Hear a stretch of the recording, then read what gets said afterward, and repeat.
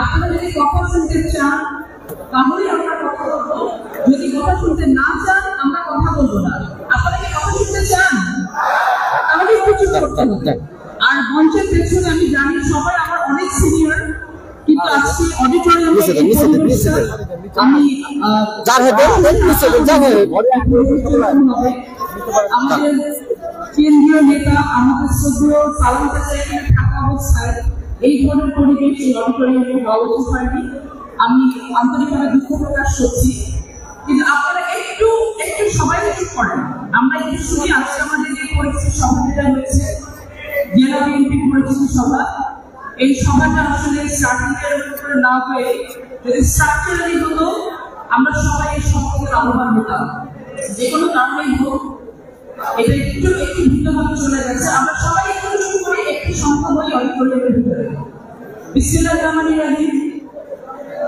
আমি যখন আজকে নাটোরে এসেছি, আমি বাংলাদেশের বহু বিভাগে, বহু জেলায়, বহু মঞ্চে মাইক্রোফোন হাতে নিয়ে দাঁড়িয়েছি, কিন্তু আমি কখনো এতটা আবেগাপ্লুত হইনি যেটা আজকে আমি বলছি।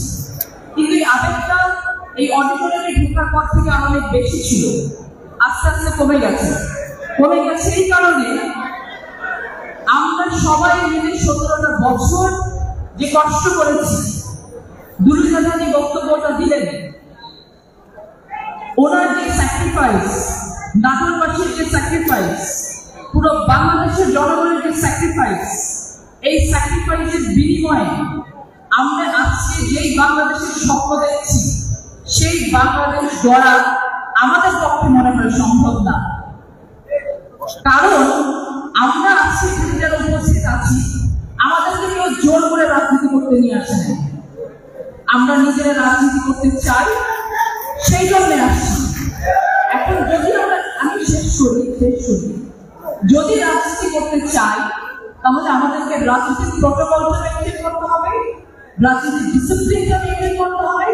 আমাদেরকে মনে রাখতে হবে রাজনীতি তারাই করে যারা দেশ পরিচালনা করার ক্ষমতা রাখে। তাহলে আমরা একটু সবাই ধৈর্য ধরি, শান্ত হয়ে বসি।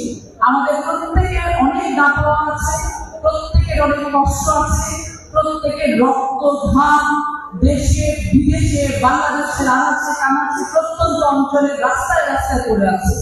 আমরা সবাই নির্যাতিত হয়েছি। সেই বেশি আশা আমরা কার কাছে করবো? আমরা আপনাদের কাছে করবো, আপনারা আমাদের কাছে করবেন। বিষয়টি কিরকম?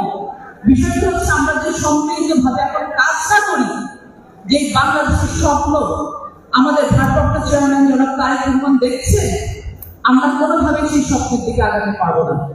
আমাদেরকে মনে রাখতে হবে যে এই একজন মানুষ বিগত এতগুলো বছর ধরে যে পরিমাণ কষ্টের স্বীকার করেছে, বাংলাদেশে শহীদ প্রেসিডেন্ট জিয়াউর রহমানের সাইড থেকে নির্যাতিত কোনো পরিবার নেই। ওই পরিবারের উপর যে নির্যাতনটা হয়েছে, ওই পরিবারের প্রতিটা সদস্যের উপর যে নির্যাতন হয়েছে, আমাদের দেশের যে খালেদা জিয়ার উপর যে নির্যাতনটা হয়েছে, দেশটার তারেক রহমানের উপর নির্যাতন হয়েছে, আমাদের নির্যাতন হয়েছে, মৃত্যুবরণ করতে হচ্ছে নির্যাতনের কারণে। এই নির্যাতন বাংলাদেশে কোনো পরিবারে হয়নি, কিন্তু আমাদের প্রত্যেকের গায়ে হাত করেছে, রিজিকে হাত করেছে, আমাদের চাকরিতে হাত করেছে, আমাদের ব্যবসায় হাত করেছে, আমাদের পেটে হাত করেছে, আমাদের পিঠে হাত করেছে। আমাদের সেখান থেকে উঠে আসতে হবে। এই উঠে আসার জন্য সবার আগে আমাদের নিজেদেরকে পরিবর্তন করতে হবে। আমরা যদি নিজেদেরকে এখনো পরিবর্তন করার মানসিকতা না নেই, তাহলে কোনোভাবে ভবিষ্যৎ বাংলাদেশে আমরা করতে চাচ্ছি আমরা করতে পারবো না। অনেক নিয়ম করে সম্বোধন করে বক্তব্য শুরু করার কথা ছিল, সময় সংক্ষেপ, সেটা আমি করিনি।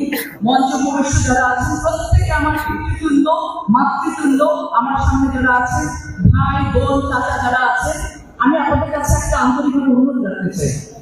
আমরা অনেক ছোট বয়সে যারা রাজনীতি করতে এসেছি, আপনারা যারা সামনে আছেন, মঞ্চে যারা আছেন, আপনাদের কাছ থেকে রাজনীতিটা শিখতে চাই। আমাদেরকে একটা পজিটিভ রাজনীতি দেন, যে রাজনীতিটা দেখে আমরা শিখব, আমরা ভবিষ্যৎ বাংলাদেশ করব। আজকে আমাকে যুগ্ম আহ্বায়ক হিসেবে এখানে মনোনীত করা হয়েছে। আমি এসেছি, এটা আমার জন্য একটা অনেক বড় বিষয়। একটা সময় পুরো নাটোরে ফজলুর রহমান পটল নাম যখন উচ্চারিত হতো, আজকে পর্যন্ত উচ্চারিত হয়। কিভাবে উচ্চারিত হয়? তিনি একজন প্রকৃত রাজনীতিবিদ ছিলেন। আমরা জানি না যে আমি তার সন্তান হয়ে সেই ধরনের রাজনীতিবিদ হতে পারবো কিনা। তিনি আমার সামনে বেঁচে নেই দেখার জন্য তার রাজনীতিতে কিছু আদর্শ আছে। এখানে সালাম চাচা আছেন, এখানে দুরু চাচা আছেন, এখানে মোর্শেদ চাচা আছেন, আদিল চাচা আছেন, বাপ্পু চাচা আছেন, ভাইরা আছেন আমাদের। আমরা আপনাদেরকে দেখে শিখতে চাই, আমরা ভবিষ্যৎ বাংলাদেশটা করতে চাই। কিন্তু আমরা যদি সেই আগের মেথডোলজি নিয়ে পড়ে থাকি, আমাদের 31 দফা কিন্তু সেটা পারমিট করছে না। আমাদের নিজেদের মানসিকতা চেঞ্জ করতে হবে। আপনাদের থেকে শিখতে চাই, ভবিষ্যৎ বাংলাদেশ গড়ার জন্য আমরা শপথবদ্ধ হয়ে মাঠে নেমেছি। আমরা আপনাদের সকলের সহযোগিতা চাই। নাটোর জেলা বিএনপিতে নতুন আহ্বায়ক কমিটি হয়েছে। এই আহ্বায়ক কমিটি জনাব তারেক রহমান নিজেই আহ্বায়ক কমিটি করে দিয়েছে।